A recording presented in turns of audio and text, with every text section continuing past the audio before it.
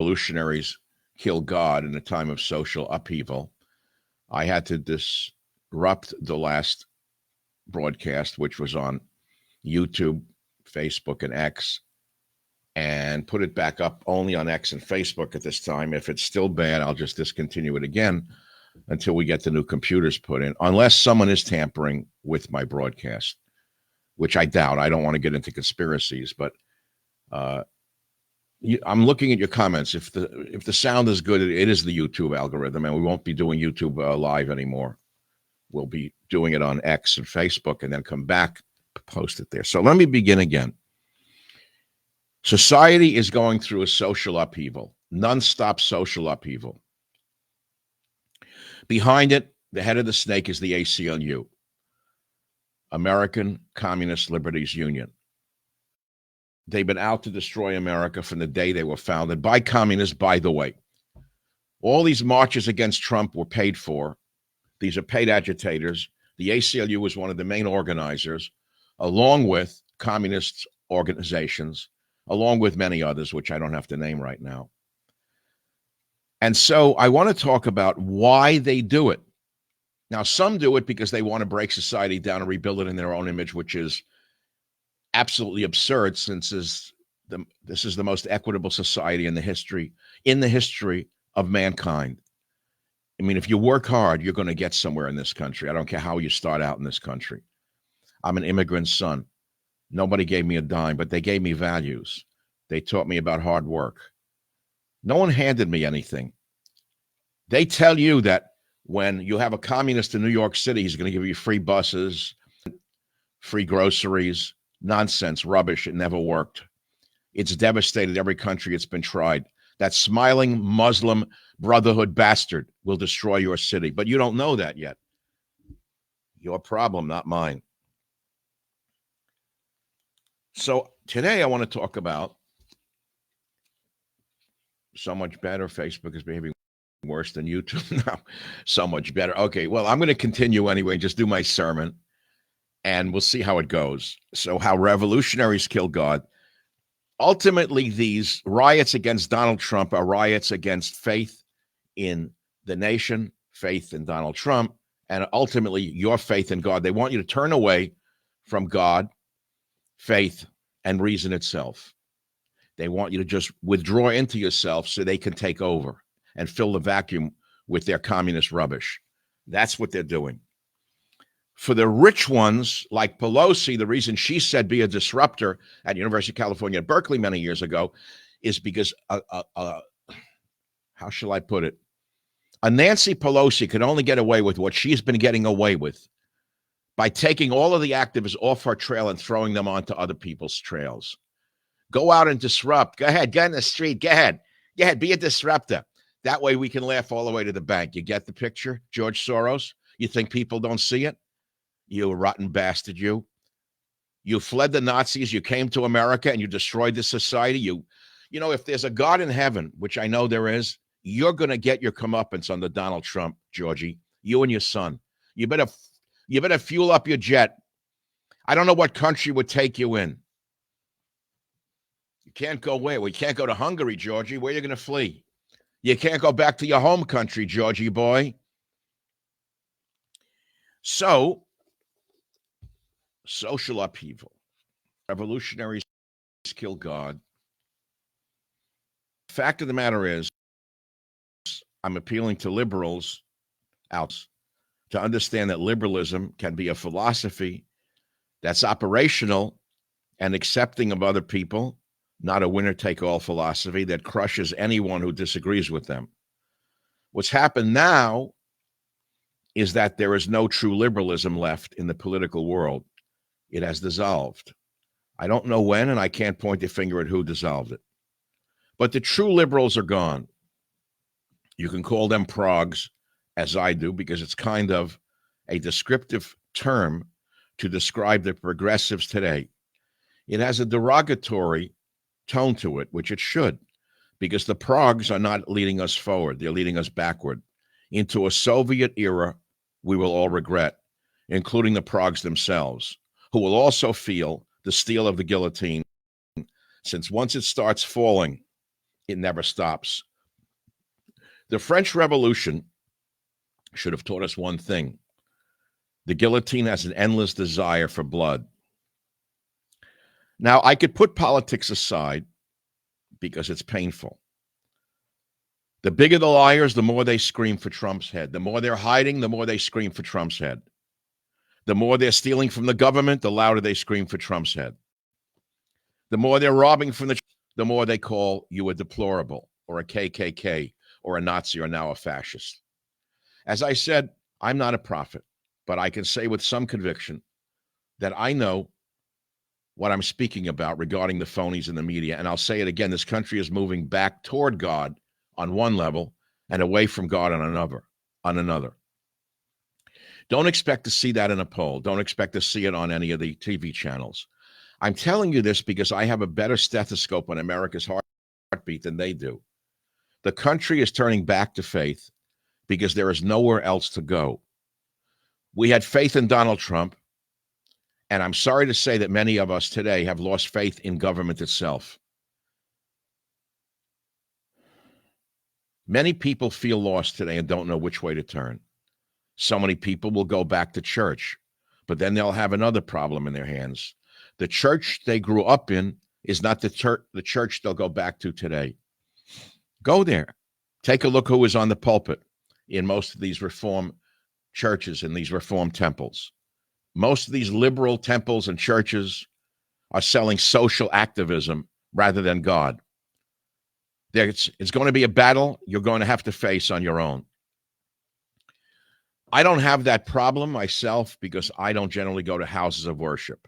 If I do, I go to the hardcore, pious Jewish temples where we only read the holy books. There's no politics at all, just the word of God.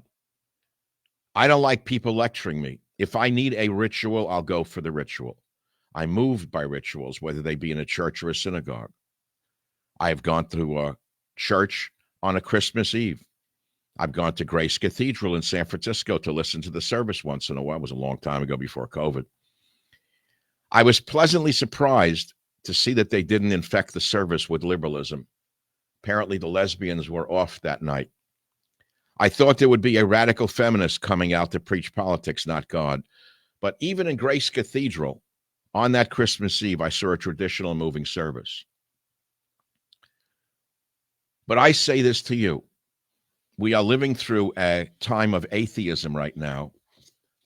The attempt is to disrupt you, to make you feel unsettled, not only about Donald Trump, but about America, and then, of course, God himself. That is the goal of the atheists. They're hardcore Marxists. The enemy of Marx is God. Remember what Karl Marx wrote, religion is the opiate of the masses. Little did he tell you that Marxism is the heroin of the masses. See, I just changed it for you. You can take that to the bank, Jank. That's sold real well. Religion is the opiate of the masses. Oh, yeah, that's true. That guy's smart. And then he substituted it with statism, which is Marxism, Trotskyism, Leninism, whichever you want to call it, Maoism. Replace it with those things. And now you have the heroin instead of the opiate, per se, of the masses or for the masses. So I woke up this morning at dawn, as I usually do when the first light comes over under the curtain. And I thought, I don't want to do a God talk today. First of all, people don't want to hear God talk. They don't want to hear me preaching to them. And I'm kind of tired of it. I don't think I'm going to do it today. And then I thought about the politics of today. And I said, they don't want to hear my politics. They know about the so-called No Kings riots that went on in America, organized, by the way, so well organized. All these rioters were paid, these old disgusting hippies. They haven't been as hot inside since the Vietnam War. These filthy, disgusting, elderly hippies. They think that they're 15 years old again, back on the picket lines with their rotten, disgusting parents, or rioting against the Vietnam War. They've never had such a good time. Some of these old hags think they're actually going to have sex again. Some of these stringy white hair think they'll get lucky again. They're just out there for a good time, to hate hate America, and hate God. But behind them are very serious, highly intelligent people who run the ACLU and run the other communist organizations that want to destroy our society and turn us all into a nation of serfs. And by doing so, by breaking down our faith in the president, who is imperfect, breaking down our faith in government, which has never been great, and breaking down our faith in God, they can replace it with faith in free buses, government-owned grocery stores, cheap rents of apartments owned by the government, like that Muslim criminal in New York City who's about to become the mayor of the largest city in America. An unknown, stealthy, smiling individual who can destroy not only the city but the world. Mamdani. Where did he come from? How did he rise so fast? Why is Bernie Sanders the godfather of this vile individual, this venal, vile individual? Why is an old communist Jew, Bernie Sanders, who is not Jewish in any way in terms of piousness or religion, so far as I know, he's Jewish only by genes. He is the worst type on the planet. Bernie Sanders is the type that brought about Hitler because of his activities.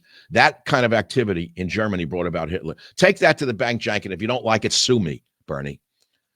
So Bernie Sanders is the stereotype of the evil communist Jew who is the person who gave us Mamdani and occasional Cortex, the buck-toothed girl from Westchester who makes believe she's from the Bronx. Bernie Sanders, communist, revolutionary. I'm just telling you like it is. I'm not going to mince words. I'm too late in the game to kind of, hint at stuff. I'm telling you what's going on. So I see what's going on. And I woke up today and I said, wait a minute, I have an idea for today's show.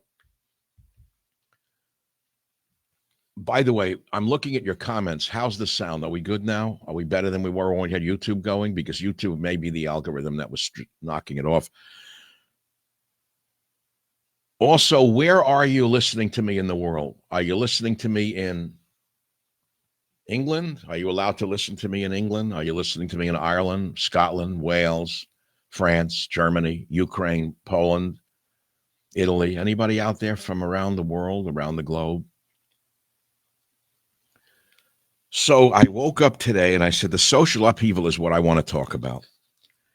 So I wrote to my trusted friend, a sage, Rabbi Pinson, Dov Bear Pinson. He's a very deeply pious man. And I said to him, what does this week's Torah portion say? Does it have anything to do with our times? And he said, listen to what he wrote me. It's one page. Rabbi Pinson said, yes, Michael, it is precisely this week's Torah reading, the portion of Noah, that speaks to our moment in history. The story of the great flood, he said, is not only an ancient tale, but a mirror reflecting times of societal breakdown and moral upheaval. It describes a generation gone astray, a world overwhelmed by chaos, where corruption, arrogance, theft, and moral and sexual misconduct ran rampant. In the midst of this collapse, God calls to Noah and says, build an ark. This is the divine mandate for all such times. When the world feels unmoored and values seem to erode, we are called to build an ark, a sacred space of refuge and integrity within our homes, our families, and our communities. Building an ark means creating a sanctuary, an environment where goodness, kindness, and moral clarity can dwell. Furthermore, Noah is instructed to build his ark publicly before the eyes of a cynical world so that his steadfastness might awaken others to reflection and change. This, too, is our aspiration, that by living differently, by building our own arks, we might inspire others to do the same. And so in our time, we too are called to build arks, visibly, courageously, to withstand the turbulent waters of confusion and the collapse of moral certainty. And when the storm passes, as they always do, when the storms pass, as they always do, those who have built with faith, clarity, and compassion will emerge renewed, ready to begin again, to help rebuild a world founded on goodness, humility, moral strength, and divine awareness. It's beautifully written. It's very succinct.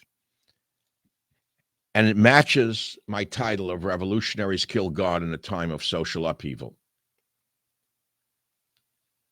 So you have to go out and build an ark in your own world. It's been said in a more simplistic way by others. The way it was said was, tend your own garden.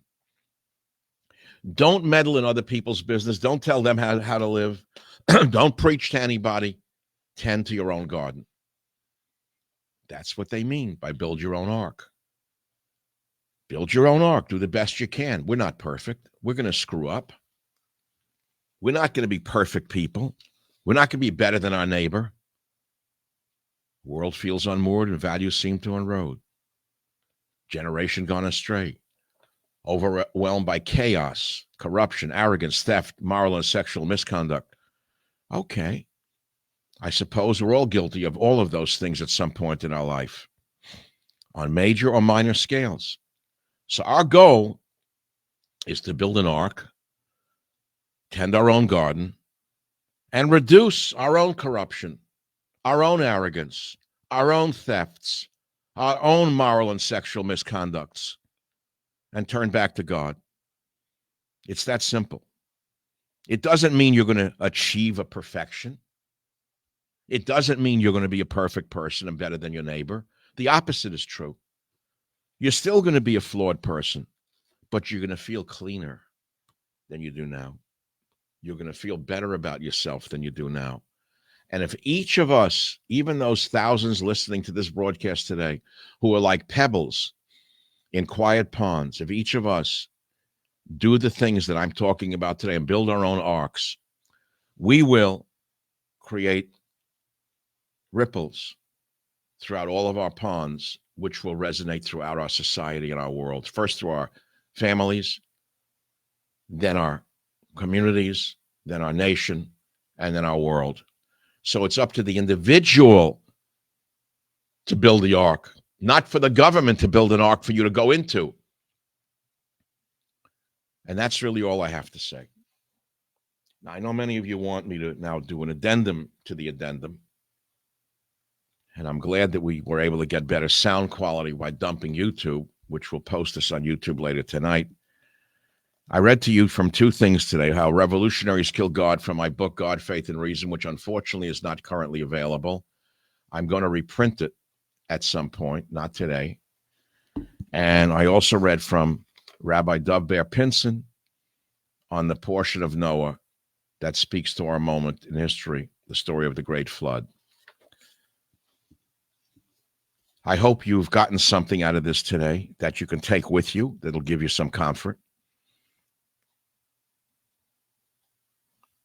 But I want to read something else from God, Faith, and Reason. I have to find a piece that's appropriate. I don't know if I can. I wonder which piece would work for you today. It is impossible to prove that God does not exist. Let me see what that. So I wrote this years ago. I don't even know what year this book was published. A long time ago. Time is so incredibly fast. Copyright 2017, but some of these writings go back to the 80s that were incorporated in here. So let's look at this. It's impossible to prove that God does not exist. Page 39. Let's see what I wrote, if it makes any sense. It's one page. Can I read it to you? Why does God do this to us? It's not a question of proving that God exists. All I can think is that it's impossible that he doesn't exist. It's so my mind has reached the point of saying it can't all be an accident. It can't be. It's impossible. There's no possibility that we're a National Geographic creation run by a bunch of crazed leftists anyway. Almost every show on National Geographic Channel seems to try to show that God does not exist, that there was a speck of dust in the universe, Then carbon fell down and mixed up with the oxygen in the swamp and the slime and other molecules. And here we are trying on clothing in a department store. It doesn't make sense to me. No matter where my mind goes on a scientific level, I'm a total believer. What does that do for you? Nothing. What does it mean for me? Everything. Because I'm confident that this is the way it's supposed to be, even when bad things happen. Let's go into bad things. I've had minor bad things happen to me, not major ones. Major bad things, including losing a child, God forbid, getting cancer, God forbid, having a heart attack, God forbid, not being able to talk, God forbid, having a stroke or developing Alzheimer's disease. Those are very bad things. Going broke after you have a little money is another. One of the most devastating things that could happen to you is to have some success, lose it all, and wind up back where you started or worse. That's probably one of the worst things that could happen. How about losing a spouse? What is God's plan? I don't know. How do you deal with bad things? How do you deal with a child dying of leukemia in a cancer ward? What are you going to say? It was his karma? He was a bad person in another life? I don't accept that. I read a book years ago called Peace of Mind. It stayed with me. He said that if God is omnipotent but not omnipotent, he said God is omnipresent but not omnipotent. He said that God does not control every aspect of our lives. He doesn't control our every breath. We have free will in that regard. In other words, God starts the clock and then the clock runs. You are the clock. Where you go with what you are given is another story. Jeremiah 29:13, it is written, and you shall seek me and find me when you shall search for me with all your heart. Jeremiah 29:13. And I think on that note, I'm going to get something and read you something from the Bible itself. Hold on, please. Just hold on. I'm going to read from the Rock of Ages, the Holy Scriptures. You can see I've dipped into it a few times over the years. This is my old radio Bible. This belongs in a museum. All of my writings, correspondence, collections are in the Bancroft Library at University of California at Berkeley. The Bible belongs there, but I'm going to give this to the family to deal with. So I'm flipping it open to something I've looked at. And it's just Deuteronomy. And it says, the line that just popped out to me, I'm very funny with these things, is this. For the poor shall never cease out of the land. Therefore I command thee, saying, thou shalt surely open thy hand unto the poor and needy brother in thy land. That's well put. You say, well, there, Mike, why don't you join us in the protests against Donald Trump, who's deporting the poor? Well, you have it wrong. I'm an immigrant son. Give us your tired, your poor, your hungry, and those yearning to be free. When that Statue of Liberty was built, there was no welfare state, Johnson. They came here to work. They lived 16 to a room. And they worked in New York City in the garment trade, if they could. And they saved up every dime they had to send home to bring over the wife and the child from the old country. Or they went out to the mines, the coal mines, out in Pittsburgh, in Pennsylvania, and they dug coal. Or they went out to a farm and they worked 12, 15-hour days. There was no welfare. That's who built this nation. Not the lazy scum that we're bringing in now. 20 million vermin. 20 million, most of whom don't work. And they all vote against we, the taxpayer. So sure, for the poor shall never cease out of the land. Therefore I command thee, saying, thou shalt surely open thy hand unto the poor and needy brother in thy land. I pay most of the taxes, and so do you. We pay 95% of all the taxes. What percent of the taxes in this country are paid by immigrants? I mean, the last wave of 20 million that he brought in from around the four corners of the earth, Biden, in order to make sure that the Democrats, socialists, communists win forever. What portion of our tax base comes from them? Next to nothing. Have you been in a hospital recently? Have you seen emergency rooms? Have you ever wondered why the wait is 4 to 6 hours? Don't go any further than your emergency room. You'll see the third world sitting there getting gold-plated treatment while you're put on the back of the line. And if you speak English, they won't even talk to you in some emergency rooms in America, my friends.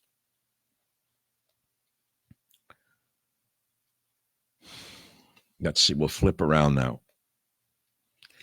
In the Old Testament, we'll see what else is in here. First Kings. Oh, that's a good one. First Kings. There shall be no kings. I wonder if any of them read First Kings. I never underlined First Kings. There's nothing underlined on the First Kings. I don't know. It never struck to me. Here's 2 Samuel. The sons of the stranger fade away and come halting out of their close places. That's a good one. Okay, well, we're flipping over to First Kings. I have not read this one. Now, King David was old and stricken in years, and they covered him with clothes, but he could get no heat. Wow, that means he was turning cold.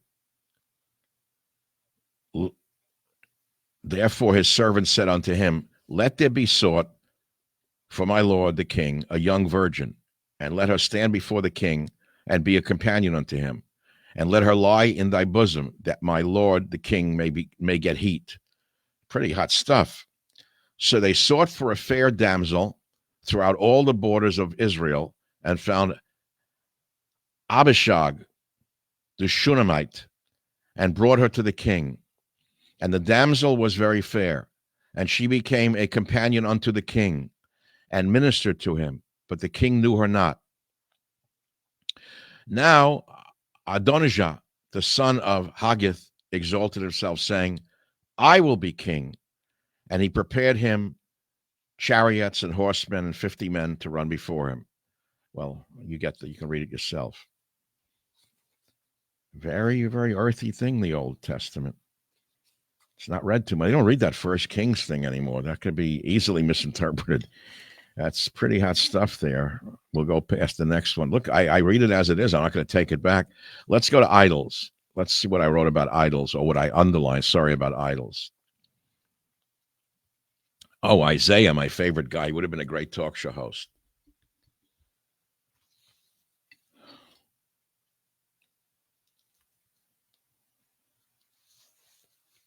Here's a good one.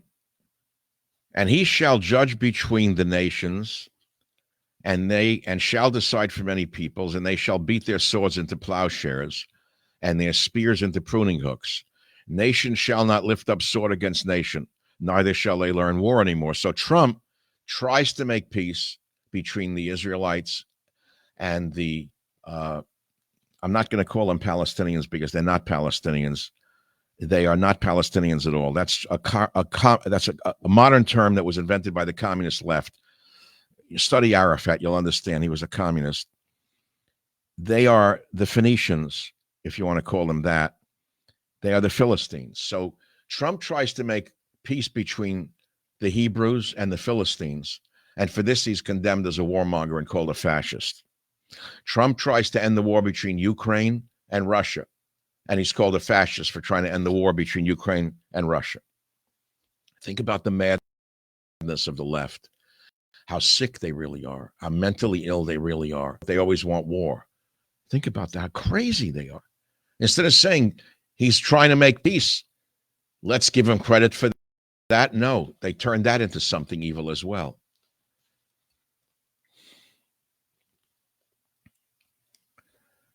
And the idols shall utterly pass away, and men shall go into the caves of the rocks, and into the holes of the earth, from before the terror of the Lord and from the glory of his majesty, when he ariseth to shake mightily the earth.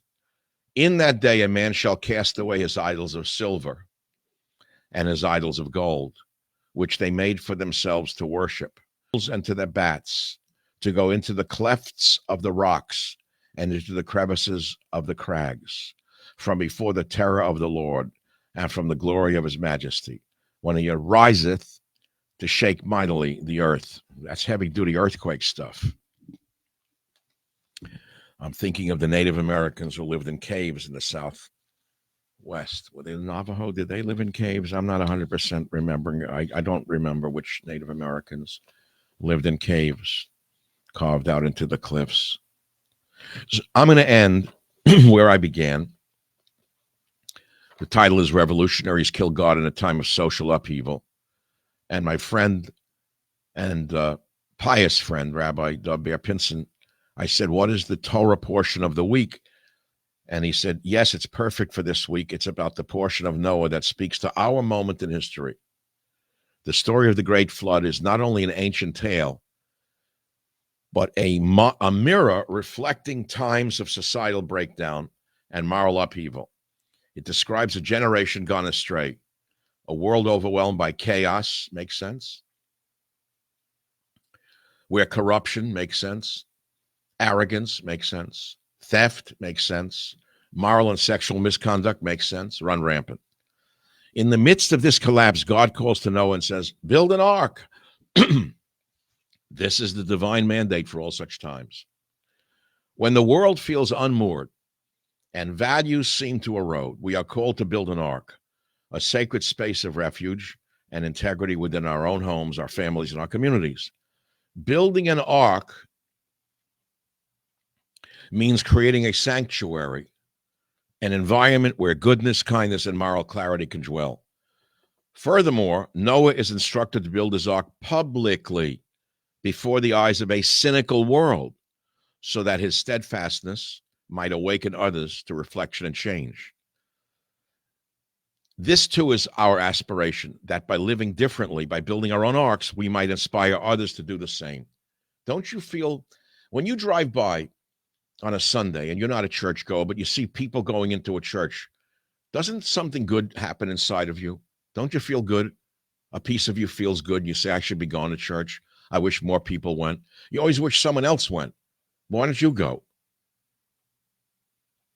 And so in our time, we too are called to build arks, visibly, courageously, to withstand the turbulent waters of confusion and the collapse of moral certainty. And when the storms pass, as they always do, those who have built with faith, clarity, and compassion will emerge, renewed, ready to begin again, to help rebuild a world founded on humility, moral strength, and divine awareness. Well, I hope that these small little sermons are my little ark for you.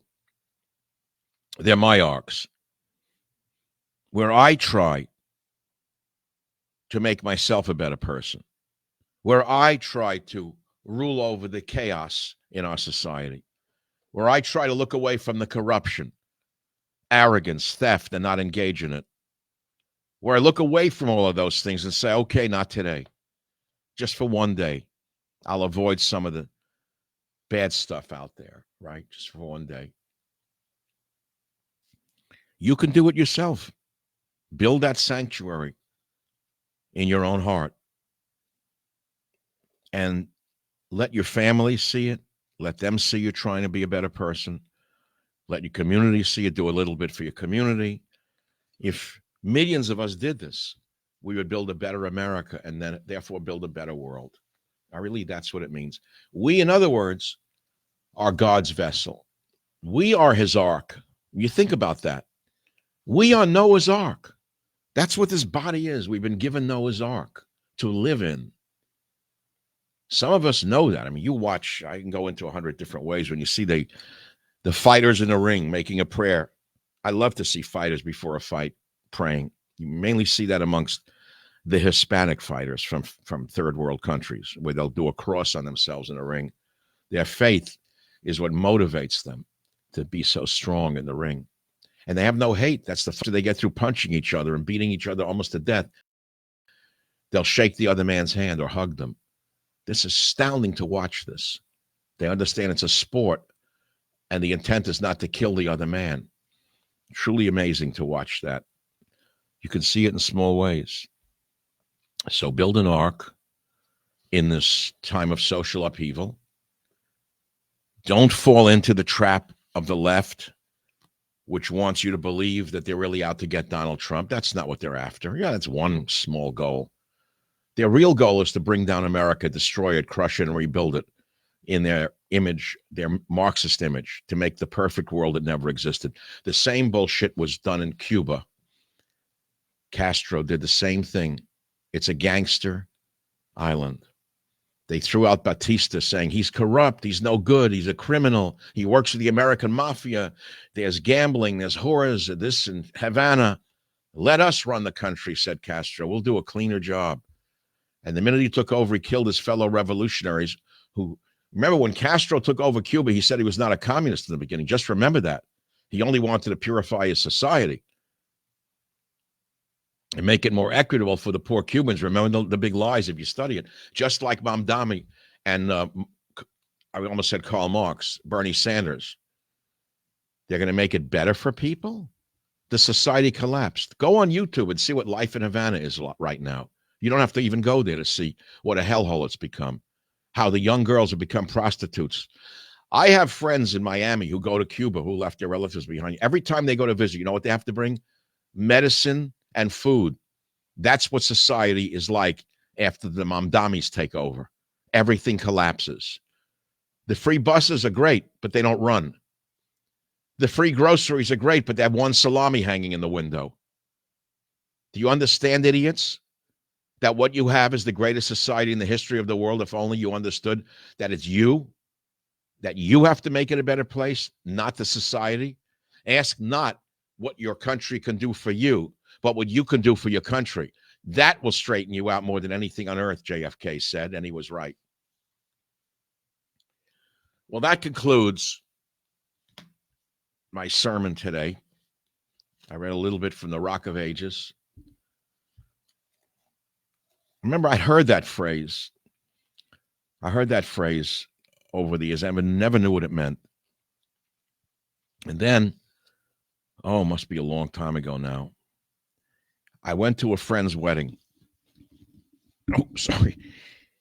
He's long dead. I haven't kept in touch with him. It was in New York when must have been in my young 20s. I was still there.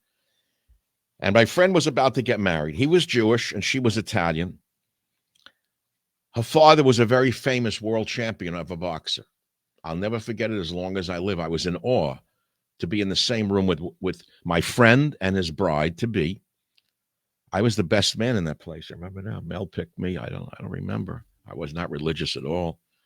I was a scoffer. And in that room was the rabbi and Rocky Graziano, who to me was like a god. I couldn't believe I was in the same room with him. And he was Italian, Catholic, and his daughter was marrying a Jewish guy. And here was Rocky, he sat there, and the rabbi gave him the Bible, put his hand on it. And he said, "Sure, Rabbi, I'll do that. This is the Rock of Ages." That man said it was the Rock of Ages. He was the rock in the ring. And he said this was the Rock of Ages, and I never forgot that. And you can take that to the bank, Jank, and I thank you for listening. Remember, in the midst of this societal upheaval that we're living through, God calls to Noah and says, build an ark. That means you. Build an ark by living differently. Tend your own garden. Just be courageous. Don't be taken in by the riots in the streets. Build with faith, compassion, and you'll feel stronger. You'll feel cleaner. And by rebuilding your own world, just be a little better today. A little better. That's it. That's the whole story. I'm not preaching to you. I'm not telling you to go and tell yourself you're better than your neighbor. Don't tell your neighbor what to do. Tell yourself what to do. I don't feel I'm finished yet today. I don't know why. I don't know. There's something missing in today's broadcast, and I don't know what it is. So instead of turning anywhere else, I'm going to turn to the Rock of Ages and see if there's one thing that I can possibly leave you with that might be of some use to you. I don't think so. I'll turn to prophecy and see if there's something of value. This is a cute one. I used to like reading this in Joel. And your sons and your daughters shall prophesy. Your old men shall dream dreams. Your young men shall see visions. Your young men shall see visions. Your sons and daughters shall prophesy. That's interesting. So that leads me back to my book, God, Faith, and Reason, where I talk about a young boy in the Bronx. And I'll see if I could find this. I wish I could find this one little piece about chasing the papers in the street. It's in here somewhere. I know I put it in here. It's about this kid on Longfellow Avenue running after papers running down the street. Here it is, Papers in the Street, page 41. Great. Thank you, God. Page 41, Papers in the Street. I will conclude with that, I promise you.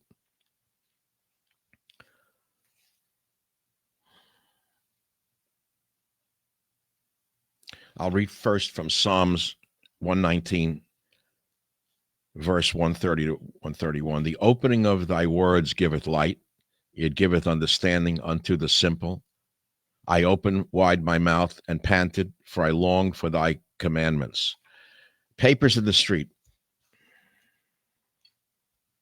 I have in my hand a well-worn, brown, almost worn-out little business card from my father that I recently received from a family member.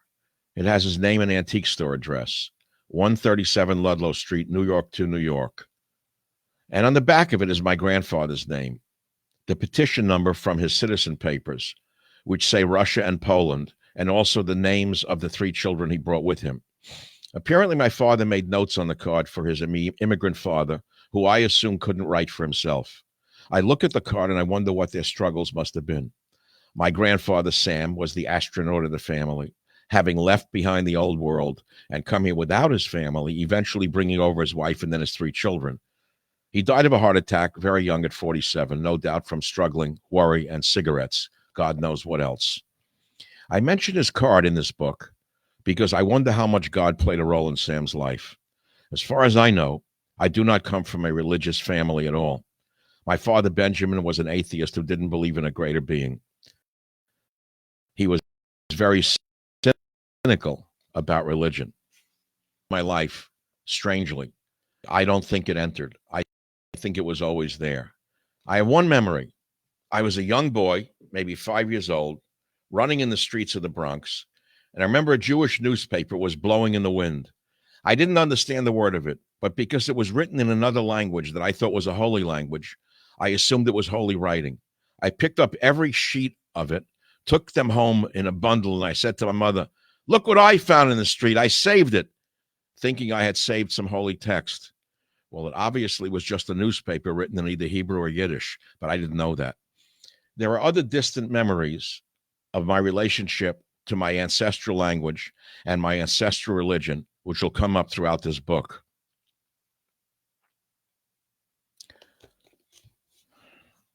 I guess I've always had a calling with letters and words. And although I am not a particularly pious person at all, those who are very pious consider me to be a teacher. This is the strangest thing in my life. I spoke to the Chabad rabbi by telephone the other day in Las Vegas, of all places. And he said to me, "Michael, we all grew up listening to you on the radio when you're on K-Dawn." I said, "Really?" He said, "Oh, yes, we all loved you." He said, "You have no idea what your influence has been in Las Vegas." I hear the same from New York. Very pious people have always listened to me since they were children on the radio. I don't understand any of this. I don't understand. See, I don't really understand what impact I may have had. I've written all these books, 29 books. I had thousands and thousands of radio shows. I do YouTube shows. I do 2 podcasts a week now. I have a TV show every Sunday night, which you should watch on Newsmax TV. But do we really know who we are reaching, those of us in the public sphere? How do we know? We go out and we speak to, let's say, a couple of 100,000 or 10,000 or 100,000 or 300,000. Or if you're big shot, you reach 3 million, bigger social following. Do you realize your words have power? Do you realize your words are like bullets? Do you realize your words are like bullets and that words can heal and words can kill? Do you understand that? Words can shape things. Words shape things. To the Hebrew, the word is the deed. Be careful what you say. Thank you for listening. May God save America from the violence of the left. May God give Donald Trump the strength to save this country. As flawed as he is, as imperfect as he is, because he's only a man, he's all we've got. You understand that one? Go build your ark. Thank you for listening.